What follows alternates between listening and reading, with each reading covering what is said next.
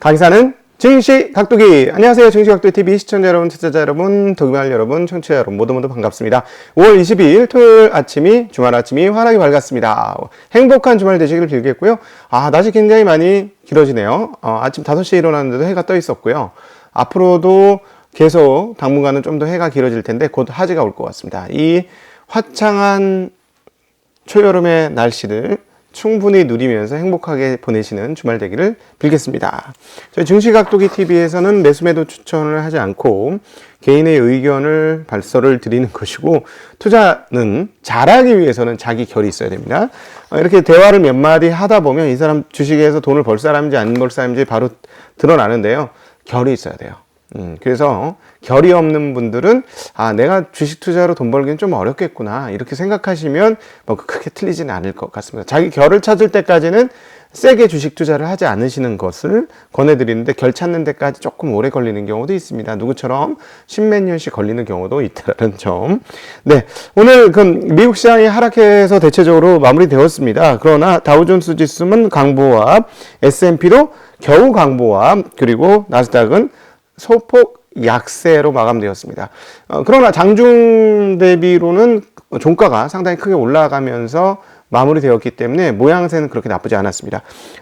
S&P 500 지수는 0.01% 하락한 3,901, 다우존스는 0.03% 상승한 31,261, 나스닥은 0.3% 떨어지면서 11,354를 기록을 했습니다. 오늘 장을 한마디로 정리를 해보면, 위험 회피 심리가 최고조를 향해 가고 있고 안전자산 선호가 강화되고 있다. 그러나 기술적 진보는 계속되고 있다라는 말씀 드리고 싶습니다. 오늘 주식시장에서 가장 극명하게 갈라졌던 주가의 흐름을 보라면 전기차와 반도체 설계회사 간의 차이예요. 어제도 말씀을 드렸는데 요즘 계속 그런데 시장이 나쁘고 폭락하는 장세 속에서도 기술주의 천병이었던 두 업종 주가 흐름이 완전히 갈라지고 있습니다. 오늘 또다시 전기차 시장은 급락을 했습니다. 지금 일단 돈을 못 버는 전기차 리비안이 2.3% 추가로 빠졌고, 루시드도 4.57% 빠지면서 진짜 이게 가루로 녹고 있다 이런 느낌 들 정도로 많이 빠졌고요. 그리고 한국 분들이 최근에 많이 샀던 테슬라도 6.4%가 빠지면서 663.90까지 떨어졌습니다. 과거에 제가 말씀드렸는데 이제부터는 가시권에 들어오기 시작한 가격인 것 같고요. 500달러대가 되면 조금 매력적인 가격으로 바뀌지 않을까 싶고, 테슬라에 대해서 말씀드리면 테슬라 주가 하락은 가장 큰 것은 역시나 상하이 공장이 제대로 돌아가지 않는 것이 가장 클 것이다. 왜냐하면 계속 말씀드렸습니다만 작년에 97만 대를 했기 때문에 현재 1000달러의 주가를 지켜주려면 성장률이 지속이 되어야 하거든요. 그렇기 때문에 제가 보기에는 150에서 170만 대를 만들어내야 합니다. 그래서 사실상 170만 대를 만들어야지 저는 맞을 것 같거든요. 그러니까 150만 대면 50% 증가인데 전년도에 97만 대를 만들면서 88% 증가를 했어요. 그러니까 88% 증가세를 유지해 주어야 주가가 추가로 조금 더 오를 수 있는 건데, 만약에 150만 대 해봐야 그러면 50 몇 %고, 그러니까 한 170만 대 정도 돼야 한 80% 가까이 되니까 170만 대는 만들어줘야 되는데 지금 상하이가 2달째 헤매고 있습니다. 근데 잘 아시다시피 상하이는 하루에 최대 2,800대 설이 있어요. 만드는 게. 그러면 2,800대면 2,800대까지 너무 했고, 한 2,500대 만든다고 치면은, 이틀에 5,000대, 그러면 오히려는 25, 75,000대 시장이에요. 생산 캐파예요. 75,000대를 만들 수 있는 공장이 지금 한 달째 오롯이 거의 쉬고 있고, 2달째도 완전한 정상화가 되지 않는다. 그러면 도합 10만 대 이상의 대수가 빠진다. 이렇게 되면 어떻게 될까? 프리몬트 50만 대 한다고 해도 아직 베를린하고 기가 텍사스는 아직 램업이 완벽하지 않으니까 얼마를 만들지 지금 부정확하다. 그러면 이 상태에서 상하이 공장이 50만 대 못 해주는 상황으로 가면 150만 대는 물 건너간 거 아니냐 이렇게 볼 수 있는 거죠. 근데 지금 아직까지는 조금 더 봐야 됩니다. 그러니까 한 달에 7만 얼마라고 그랬죠? 네. 또 계산이 네. 2,500, 7만 5천 대, 7만 5천 대, 두 달에 15만 대, 두 달에 15만 대 시장이니까,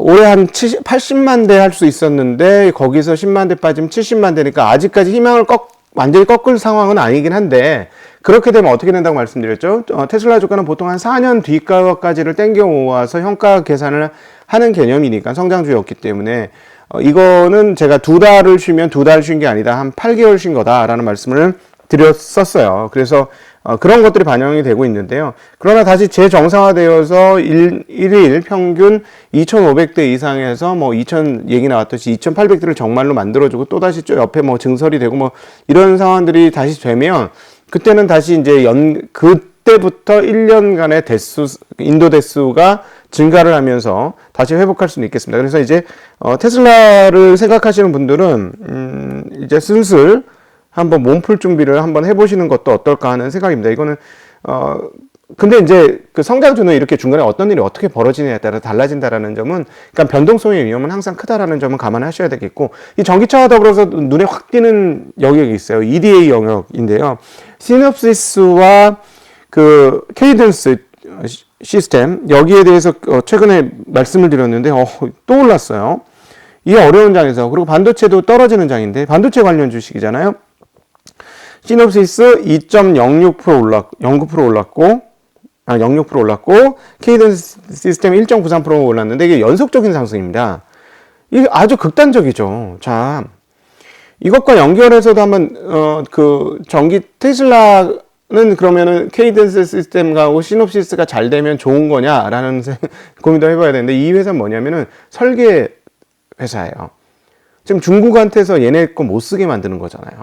중국 EDA는 일렉트로닉 디자인 오토메이션. 그러니까 이거를 딱 걸어놓으면 어떻게 만들어야 되는지 반도체를 쉽게 만들 수 있는 거예요. 이 쉽게 그냥 원천적 기술인 거거든요. 근데 이거를 중국이 못 쓰니까 이제 중국이 반도체가 안 되기 시작하는 거거든요. 그리고 어제 바이든 대통령이 한국에 내한을 했는데 어디 먼저 갔죠? 삼성 반도체. 야, 이건 완전히 그냥 보여준 겁니다. 완전 눈에 띄게 보여준 거고, 중국을 박살을 내겠다, 기술적으로. 그러면서 격차를 크게 키우겠다라고 하는, 우리가 뒤늦게 시작했지만, 보통 미국 GDP의 절반을 넘어가면 제어를 해야 됐지만, 그때 2008년도 리만 브라더스 사태가 벌어지면서 미국이 혼돈 속에 빠져 있었고 제어할 수 없었는데, 그런 사이에 GDP 70%를 훌쩍 넘어버렸고, 이런 상황에서 10년 더 지나가면은 자기네 역전하게 생겼고, 그런 상황에서 그러면 도저히 안 되겠다. 너희들의 본색을 알려주마.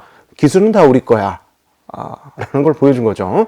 너희들은 하청 업체일 뿐이야. 하청 국가일 뿐이야. 라는 걸 보여주면서 기술적인 패권 전쟁에 돌입을 했고, 그 패권 전쟁이 처음 봤어요. 한 나라의 대통령, 특별히 미국의 대통령이 한국에 와서 기업에 먼저 갔다? 처음 보는 일입니다. 그만큼 반도체 패권이 중요하다는 얘기가 되겠고, 시놉시스와 케이던스는 가장 앞단에 있는 회사입니다. 설계를 할 때 설계를 만드는 툴을 만드는 회사니까요. 근데 이 회사가, 시놉시스가 왜 이렇게 계속 주가가 오르느냐면, 그 반도체 설계 솔루션에 대한 수요가 폭발적으로 증가하고 있다라는 게 핵심이에요. 바바리안에서 전달하고 있는데요. 특별히 그 눈에 띄었던 대목은 뭐냐면, 자동차 OEM 업체들이 자체 반도체 설계를 위해서 이 회사 거를 많이 쓰기 시작했다라는 거죠. 드디어 반도체 OEM 업체란 뭐예요? 내연기관, 전통 자동차 회사들. 이 회사들이 지금 테슬라의 등장에 깜짝 놀란 겁니다. 그래서 지금 내부적으로는 혼돈을 거듭하고 있죠. 왜 그렇죠? 전기차를 만들고 자율주행을 만들려고 하니까, 전기차까지는 어떻게 되겠는데 자율주행을 만들려고 하니까 기술자들이 너무 필요한데, 자기네 월급으로는 이런 기술자들 데리고 올 수 없어. 다 빠져나가. 스타트업하고 다. 이런 상황이죠. 그럼에도 불구하고 뭔가를 해야 되고, 그 다음에 길을 보여준 거죠. 테슬라가. 자, 원칩 시스템으로 가야 된다. 수많은 작은 그 파트별, 그동안에 자동차가 그랬죠. 자동차는 어떤 회사예요? 다양한 회사 하청업체로부터 다양한 부품을 갖고 와서 조립하는 게 자동차 회사였습니다. 그러니까 그 주 밑단에 그 보쉬라든가, 그 다음에 덴소, 이런 회사들이 있는 거 아닙니까? 걔네들이 모듈을 만들어서 갖다 주면 모듈을 갖다 찍는 거예요. 자동차 업체들은 철판 잘라갖고 그렇게, 이렇게, 프레임 만들고, 붙이고, 용접하고, 도장하고, 그렇게 해서 껍데기만 만들면 걔네들이 갖고 온 걸 그냥 떡떡떡떡떡 붙여서 만드는 거였잖아요. 그게 이제 본질이었는데 이제 그렇게 해가지고는 안 된다. 그렇기 때문에 반도체가 분산되어 있었지 않습니까? 다양한 걸로 분산되어 있었는데 이제 테슬라 보니까 큰 AP 칩 같은 거 하나 박아가지고 중간중간에 센서를 주로 쓰면서 이렇게 가는 그런 구조잖아요. 이런 방향으로 내연기관 자동차들도 이제 방향을 바꿨고 그렇게 가려니까 누구께 필요해? 시놉시스, 케이던스 시스템 이런 회사들의 EDA가 필요한 게 된 거죠. 근데 얘네들의 실적 전망도 되게 좋은 거예요. 그러니까 기존의 팹리스 기업들에서 수요가 좋았는데 그 외에 다른 업체까지 수요가 좋아지고 있다라는 거가 이들의 주가 상승의 원인 중에 하나입니다. 그래서 그 다음에 얘네들이 이제 중요한 얘기를 하나 했는데 이거는 조만간에 우리 정의성 작가와 함께하는 반도체 얘기 보시면 앞으로 한 3주 뒤쯤에 이 이야기가 나갑니다. 얘네들이 설계 트렌드가 칩렛 구조인데 거기에 핵심이 인터커넥터에 대한 IP를 보유하고 이 굉장히 중요한 얘기예요. 칩렛 구조라는 건 뭐냐면 우리가 미세 공정을 들어가다 보니까 오늘 토요일이 빨리 끝내야 되는데 자 칩렛 구조라는 건 뭐냐면 반도체 공정이 너무 지나치게 미세화 공정이 가니까 못 만드는 거예요. 제대로 못 만들어. 수율도 안 나와. 그러니까 어떻게 해요? 핵심적인 중요한 칩만 중요한 칩만 미세 공정으로 만들고 나머지는 약간 다른 거를 붙이는 거예요. 다른 쪽을 붙여서 성능 향상을 꾀하는 거죠. 그리고 또 하나는 AMD가 보여주었듯이 초고성능 칩을 예를 들어 8코어 집중적으로 하는 게 아니고 4코어를 붙이는 그런 개념으로 넘어가는 거죠. 그런 것들을 하게 되면 칩과 칩이 두 개가 되니까 칩이 한 개짜리가 아니고 두 개짜리가 개념이 되니까 인터커넥트 기술이 중요하고요. 이게 이제 좀 일반적으로 대중적으로 이해하기 쉽게 만들었던 게 애플의 M1 칩의 M1 울트라 맥스입니다. M1 칩 두 개를 때려 박아가지고 그럼 원래 두 개거든. 그럼 여기 왔다 갔다 하는데 에너지도 엄청나게 많이 들고 그 다음에 시간도 느려질 수 있어요. 근데 이거를 보면 굉장히 두껍게 인터커넥팅을 한 자리가 있거든요. 그거를 통해서 빠르게 했다라는 거죠. 자, 얘네들이 그거를 가지고 있다. 반도체 설계 방향이 그렇다라는 거고, 그러니까 얘네가 이렇게 주가가 고공행진을 하는 이유는 부가가치를 모두 몽땅 얘네가 갖고 가고 있는 거예요. 저도 케이던스 구글 근처에 있는데 한번 가봤는데요. 그냥 자기네 캠퍼스라고 하는데 정말 대학 캠퍼스 같아요.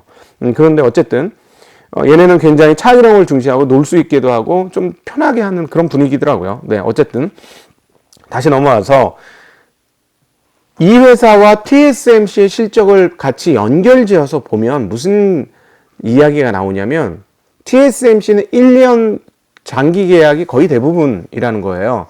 우리 지난주에 있었던 노근찬 센터장님하고 대담 찾아보시면 이 대목이 나옵니다. 올해 그냥 실적이 확정돼 있어요. 다 계약이 끝났기 때문에.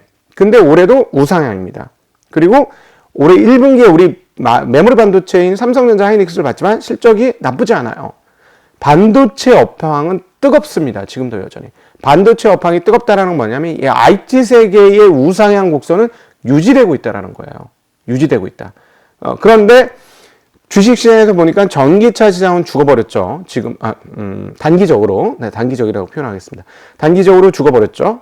왜 그래요? 성장주들에 대해서는 위험 회피 때문에 할인을 하고 있다라는 거가 하나 축이고요.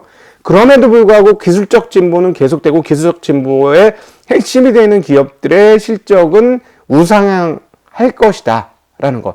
이 두 축에 대해서 같이 기억을 해주셨으면 좋을 것 같고 지금 주식시장은 위험 회피가 극단화되고 있는 시장이다. 이렇게 정리해 보시면 맞을 것 같습니다. 자, 위험 회피가 아주 극단화되면서 엔화가 강세로 넘어갔습니다. 채권은 당연히 강세였겠죠.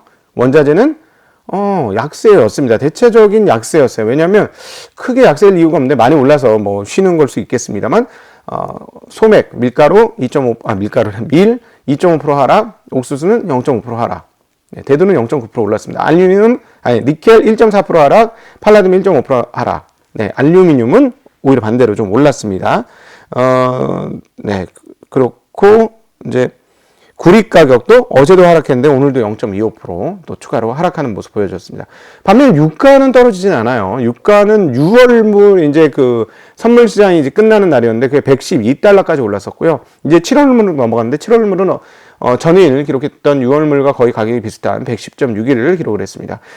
주식시장은 앞서 모두에도 말씀드렸습니다만 장중에 계속 약세를 보여주다가 그나마 장마판에 쫙 올리면서 끝나서 그 부분은 좀 긍정적이다라고 말씀드릴 수 있겠고, 기술적으로는 상당히 충격적인 하락을 기록을 했는데 S&P가 드디어 장중에 마이너스 20%를 찍었습니다. 미국 시장에서 마이너스 20%를 찍으면 뭐다? 네, 보합권, 약세장이다. 이렇게 하는데 장중에 살짝 약세장으로 들어갔었죠. 주간 흐름으로 보면 상당히 부진했었는데 진짜 5월 셀인 메이네요. 다우지수 마이너스 3%, S&P 마이너스 3%대, 나스닥도 마이너스 4%대 하락을 했습니다. 이게 어느 정도 수준 안에 다우는 8주 연속 하락입니다. 근데 얼마 이후에 우리 인플레이션 40년 만에 했는데 1923년 만에 최장기간 하락이랍니다. 이거는 우리의 감성적인 부분을 충분히 건드리기에 충분했어. 충분히 건드려 주었어. 네. 그래서 제가 위험 회피가 극단화되었다라는 말씀을 드린 겁니다. 야, 1923년 만에 최장기로 하락이라니요. 물론 이제 다우는 슬금슬금 조금씩 빠졌죠. S&P 나스닥은 7주 연속 하락입니다. 자, 이제 기간별로는 하락폭이 적었다고 보기가 결코 어렵고요. 충분한 하락세를 기록을 했다라고 볼 수 있고, 2020년 코로나 이후의 하락폭으로는 가장 큰 하락폭이 나타났다. 물론 그 전에 상승폭도 사상 최대였기 때문에 이번에 얼마나 거품이 빠졌는지는 조금 시간이 더 지나봐야 알겠지만 확실히 거품은 좀 빠진 것이다 라고 이제 조금 마음이 편안해진다. 미국 시장에 대해서. 그동안에 이제 작년도 연말에 한국 시장 너무 싸서 질르고 싶어, 가야 돼 항상 그 생각이었었는데 하나 덜미를 붙잡았던 게 미국 시장 좀 비싼데 미국 시장에 빠지면 한국 시장 버틸 수 있을까? 못 버틸 텐데 어떡하지? 이런 게 있었거든요. 그런데 그 뒷덜미를 잡았던 뒤가 뻣뻣해 했던 느낌인 미국 시장의 고평가 상황들이 해소되었다라고 표현이 될 것 같습니다. 물론 조금 더 해소되어도 될 가능성도 있겠죠. 네. 그 가능성이야 모르는 거고요. 금일 채권 가격 확인하겠습니다. 얼마나 안전자산 선호가 이루어졌는지. 10년물 2.788인데 어제 2.837이었고 얼마 전까지 얼마였죠? 3%가 훨씬 넘고 3.1%까지 갔었어요. 예. 이제 시장은, 특별히 채권 시장은 자기 마음대로 스태그플레이션을 강력하게 생각하고 있습니다. 그러면서 랠리를 뽑고 있는 것이고요. 2년물은 2.59%, 어제는 2.61%. 네, 이것도 꽤 빠졌어요. 30년물은 2.99, 어제는 3.04. 5년물은 2.80, 어제는 2.83. 네, 3개월물도 오히려 좀 빠졌어요. 이건 이상하네요. 1.03%, 어제는 1.05%였습니다. 자, 달러 지수 103.05를 했는데요. 엔화가 많이 올랐습니다. 달러 엔이 127.91로, 129에서부터 많이 떨어졌는데, 이거 원화하고 환산해 보시면, 엔화가 얼마나 강세였는지 아실 수 있겠습니다. 996원, 100엔당 996.3. 얼마까지 960대까지 찍었었죠. 엔화 약세로 인해서. 근데 뒤집어졌고요. 유로 달러는 1.0556을 기록했고, 네. 원화하고 하면 1345원. 네, 이게 아까 1320원대까지 갔었죠. 네. 그다음 위안화는 6.701로 상당히 강세를 보여줬고, 원화는 오늘 강세를 못 보여줬습니다. 1274원 44전. 어제 크게 강세였는데요. 자, 연준 인사 발언이 있었습니다. 제임스 블러드, 세인트 루이스 연은 총재 초매파죠. 자, 더들리 상기시키는 발언을 하셨어요. 페드가 금리를 올리면 전 세계의 자산 가격이 재조정될 수 있지만 인플레이션은 통제돼야 하며 연준은 좋은 계획을 갖고 있다는 톤으로 이야기했다고 연합인포맥스가 전하고 있습니다. 주식시장이 단 며칠 만에 약세장에 왔다고 생각하지는 않는다. 자산 가격 재조정이 있어도 연준은 인플레이션 대응을 위해 긴축 정책을 계속하게 될 것이다. 현재로서는 50bp 금리 인상이 좋은 계획이다. 경제와 인플레이션에 대한 데이터에 주의를 기울여야 한다라고 이야기했습니다. 그러나 올해 경기 침체나 스태그플레이션 위험을 보고 있지는 않다. 계속해서 연준이 좋은 방법을 갖고 있다는 얘기를 하고 있어요. 그러면서 자산시장에 대해서 그동안 파월이 보여주었던 2018년 이후 2018년 금리를 연속으로 올리고 나서 보험적 금리 인하라는 표현으로 파월이 보여줬던 자산 시장을 지키고자 했었던 파월의 모습과 뭐 거기에 동조했다고 볼 수 있는 페드의 모습, FOMC의 모습에서 완전히 달라진 모습을 지금 보여주고 있습니다. 자산 시장 좀 박살나도 돼. 이런 분위기예요. 그렇게 박살나야 자산의 부의 효과가 없어져 갖고 사람들이 고용에 다시 나오고, 그러면 고용 과열이 없어지면서 임금 상승이 없어지면서 수요 쪽에서 인플레이션을 잡을 거야 라고 생각한다는 게 자꾸 보여져요. 네, 그렇습니다. 여기에 요아힘 나겔 독일 분데스방크 총재도 발언이 있었습니다. 우리는 올바른 경로 위에 있다. 우리는 3월 회의에서 순자산 매입 중단을 결정했고 지표에 달렸지만 아마도 6월 회의에서 매입 중단을 결정하고 이후에 첫 금리 인상을 곧 보게 될 것이라고 믿고 있다라고 이야기하였습니다. 자, 이제 각각의 연준의 흐름들은 계속해서 시장을 쪼는 방향으로 갈 것이고요.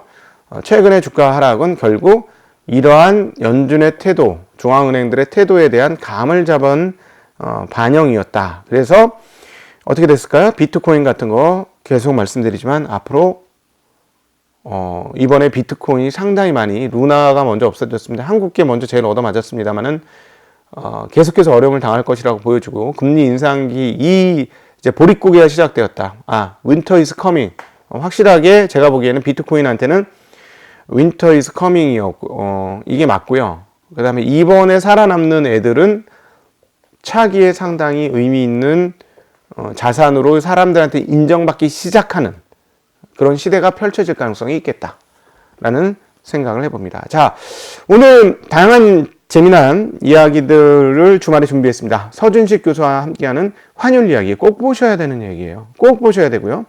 그다음 정인성 작가와 함께하는 반도체 수율이 중요한 이유. 네, 반도체가 아마 주식시장을 구원할 것이다 라는 생각이 오늘 시놉시스를 보면서 생각이 들었는데요. 한번 꼭 보시면 좋겠고요.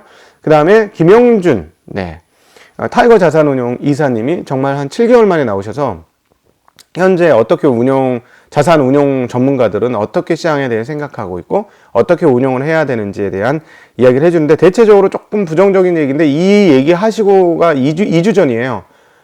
근데 지금 그 사이에 또 주가가 많이 빠져서 미국 시장에 대한 부담감을 이야기하셨는데 부담감 상당히 떨어졌다는 이야기 할 것 같습니다. 지금쯤이면 하실 것 같습니다. 이거 약간 2주 정도 지난 이야기라는 거 감안하고 들어주셨으면 좋을 것 같습니다. 네, 오늘도 행복한 주말 되시고, 저도 이번 주말에 운동 계획으로 범벅이 되어 있습니다. 이제 좀 세게 역치를 돌파하는 운동을 하니까 몸이 좋아지는 게 느껴집니다. 여러분, 이렇게 좋은 계절에 몸을 단단하게 하시는 시간이 되시기를 빌겠습니다. 행복한 주말 되십시오. 안녕.